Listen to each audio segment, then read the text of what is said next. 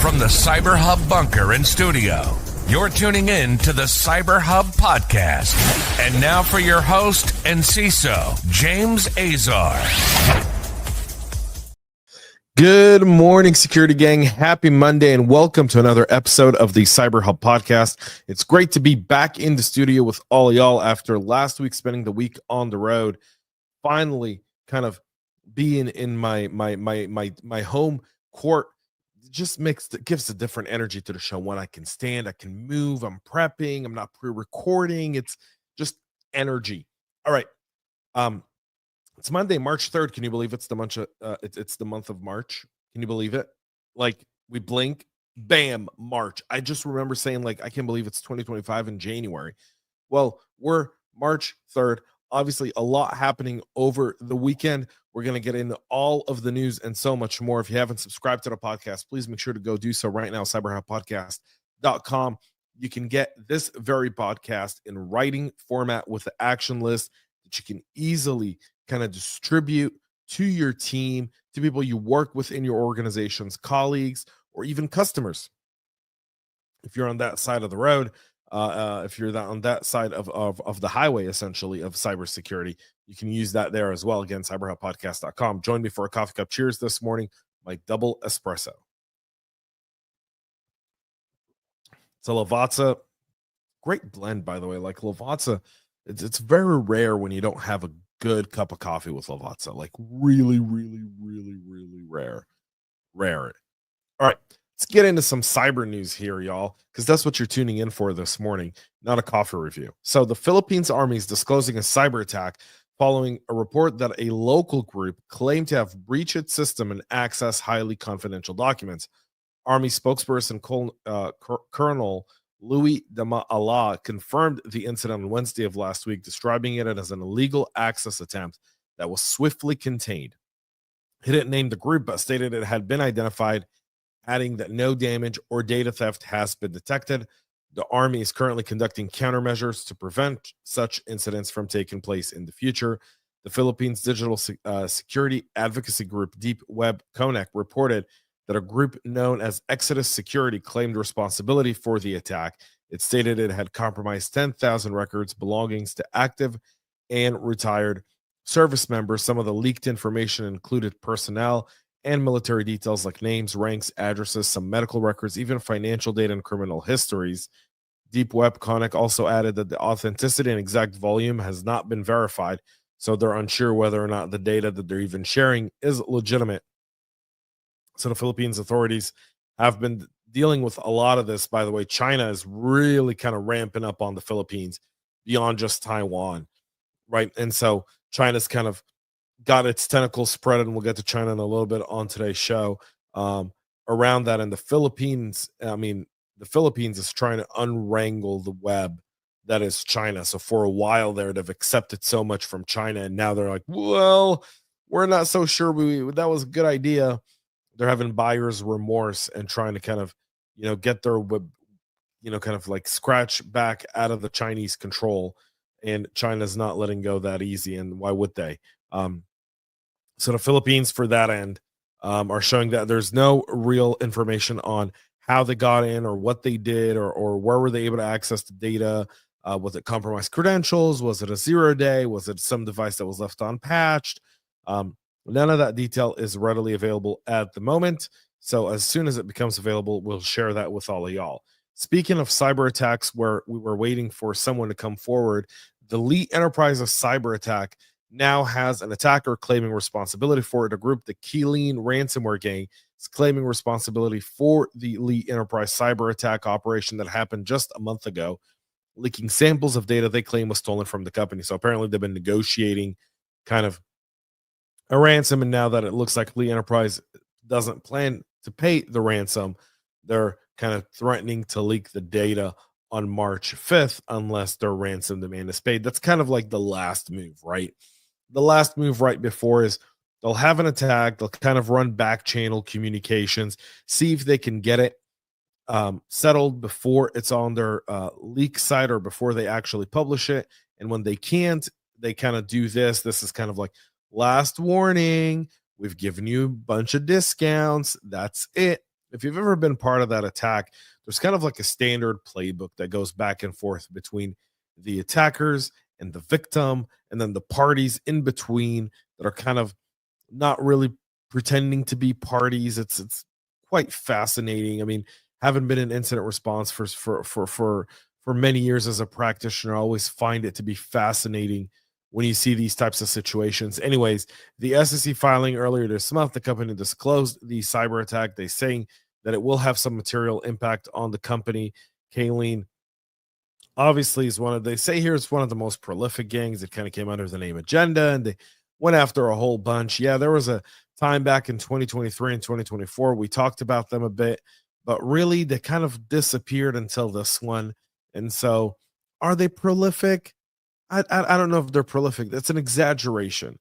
They're a respectable ransomware gang that does and executes very, very well. We'll give them that.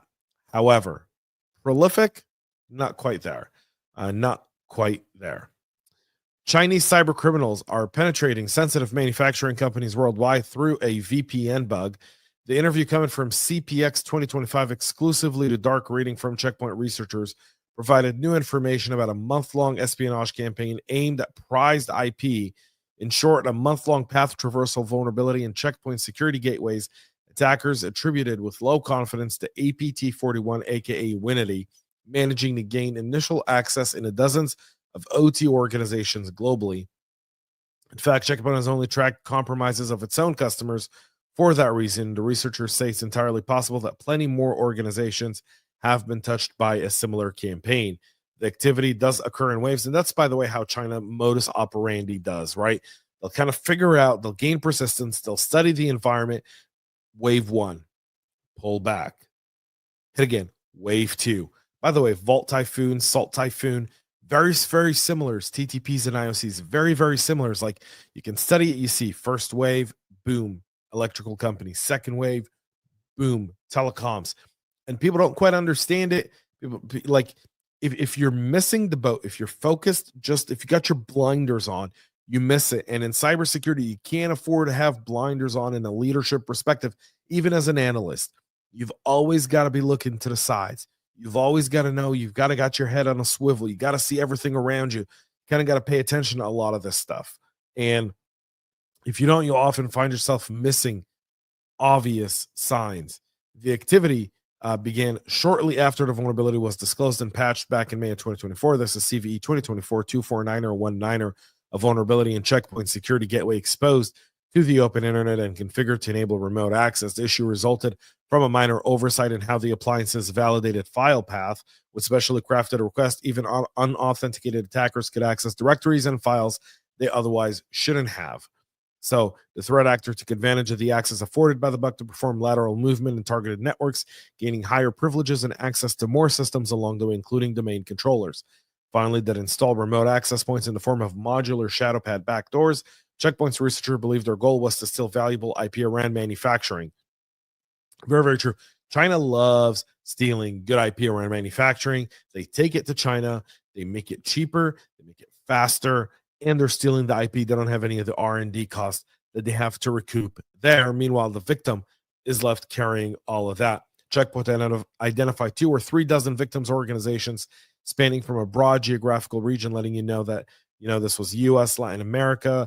Around 20% came from Mexico alone, and China's got its eyes on Mexico manufacturing to bypass tariffs. That's why, a lot of people are going to talk about this. I'm not going to get political on this morning's show, but when you're seeing why China, Mexico, and Canada all have tariffs, let this one sit in your mind, because the administration sees this, and they're trying to get Mexico to essentially divest from Chinese companies even having any sort of Mexico operation in order to avoid the tariffs and essentially build in Mexico and bring through Mexico. So it all kind of comes together, right? So a lesser share of victims came from unrelated industries and some obscure locations like Africa. But all in all, Checkpoint is saying that small OT orgs are under fire. That's very, very true. I mean, funny enough, I didn't plan to talk OT on this morning's show, but over the weekend, I talked about my S4 experience. Put that out there. That's one of our free articles this Saturday, simply because it wasn't CISO specific, but rather I wanted everyone to be able to see it And so you can go kind of see my thoughts on OT. And then essentially, I hate to say I called it, but I called it. So patting myself on the back there.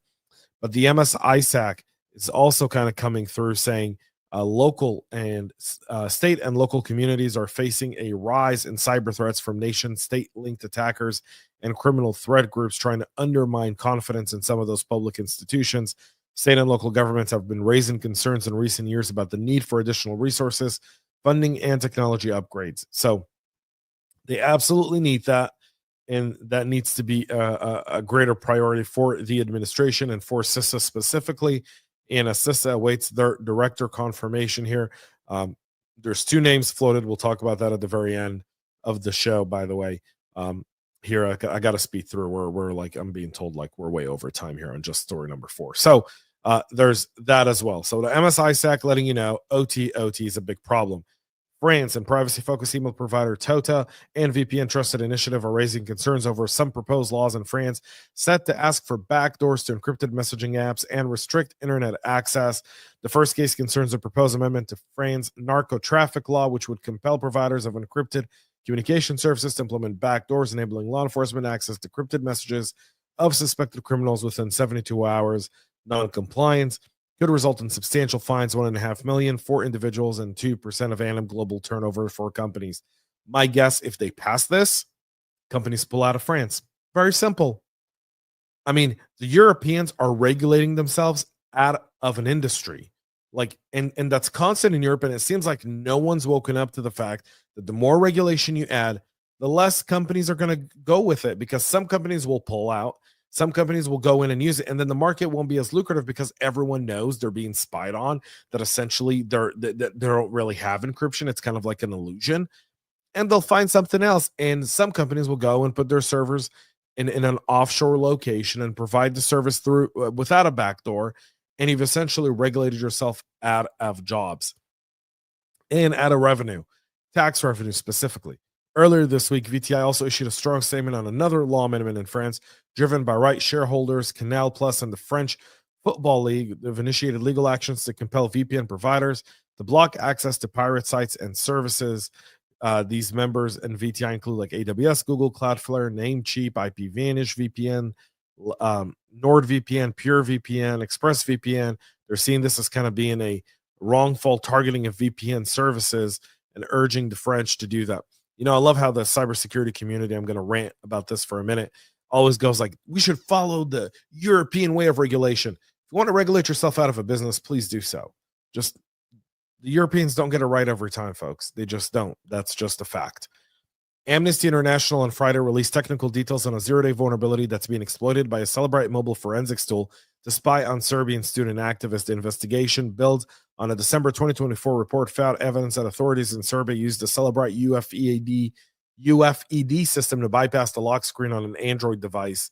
Not so hard. One of the key vulnerabilities they exploited was CVE 2024-53104, an out-of-bounds write bug in the Linux USB video class driver. Two additional security defects, CVE 2024-53197 and 50302, were also identified to have been part of that as well. See that there. 12,000 valid secrets that include API keys and password were found in the Common Crawl dataset used for training multiple AI models. The Common Crawl NGO maintains, it's a nonprofit, by the way, maintains a massive open source repository of petabytes of web data collected since 2008. It's free for anyone to use. Because of the large data sites, many AI projects may rely, or at least in part, on the digital archive for training LLMs, including ones from OpenAI, DeepSeek, Google, Meta, Anthropic, and Stability. Researchers at Truffle Security found that there were 11,908 secrets that authenticate successfully, which developers hard-coded, and indicating the potential of LLMs being trained on insecure code. So what do you do with this? Very, very simple. You don't let them use you don't train actual data on public models. You do it on closed models. You use good tools in your environment to take care of that. Those tools do exist today. There are companies out there that do that. If you don't know who they are, reach out to me privately. I'll gladly help you. Microsoft, as part of a lawsuit targeting cyber criminals who are abusing AI services, have now made the names public of 4 individuals that are allegedly part of a global network tracked as Storm 213 Niner. The lawsuit, filed in December of last year, Microsoft describes as the Azure Abuse Enterprise targets 4 different individuals for abusing the Azure OpenAI service. 4 of them are for 4 different parts of the world. Ariane Yagariyada Fiz from Iran, Alan Krysak Drago from the UK, Ricky Yan CG Dot from China, Hong Kong, and Fat Phong Tan S. Curry from Vietnam. The company identified over a dozen additional individuals, but they haven't named them because of an ongoing and possible criminal investigation. All in all, now they're naming those folks in the lawsuit. In good news, U.S. authorities recovered $31 million in crypto stolen back in 2021 on Uranium Finance, which was a Binance Smart Chain-based DeFi protocol. The platform launched back in April of 2021, and attackers quickly exploited vulnerabilities in smart contracts, draining it of some money, causing millions in investor losses. And now 31 million were actually able to be seized from one of those wallets, showing you 4 years later, they were able to do just that. And a cybersecurity criminal behind over 90 high-profile data leaks worldwide was arrested in Thailand. The 39-year-old man in Bangkok was suspected of carrying out dozens of high-profile data breaches worldwide. The attacker and criminal, who operates under the alias Altos, Diasorden Ghoster, and Omid 16B, I guess, I don't know, whatever that is, has been among the most active criminals in the APAC region since 2021, according to Singaporean face group IB. During the suspect's arrest, Thai authorities seized multiple laptops, electronic devices, and luxury goods. Researchers said that extortion was his primary goal. Unlike ransomware actors, he did not immediately announce the leaks on dark web forums. Instead, he leaked the stolen data to media outlets and regulatory bodies, increasing some of those reputational harms. Finally, Karen Evans, has been appointed as the new executive assistant director for cybersecurity at CISA. In her new role, she'll bring an extensive portfolio of experience, obviously a lot of OMB, DOE, and CRI experience. Karen is very, very capable of this role. She's not the director. She's the assistant associate director, and the new director has not yet been confirmed for CISA as kind of the new administration and DHS look at what the role of CISA will be going forward. That's it for our show this morning. We'll be back tomorrow, 9 a.m. Eastern, live right here on your favorite podcast listening platform, YouTube, LinkedIn, Facebook, X, and anywhere else you get your content. Make sure to follow us there. Have a great rest of your day. Have a great week. And most importantly, y'all, stay cyber safe. We love feedback, so make sure to connect with us on social media and subscribe to our podcast on your favorite podcast listening platform.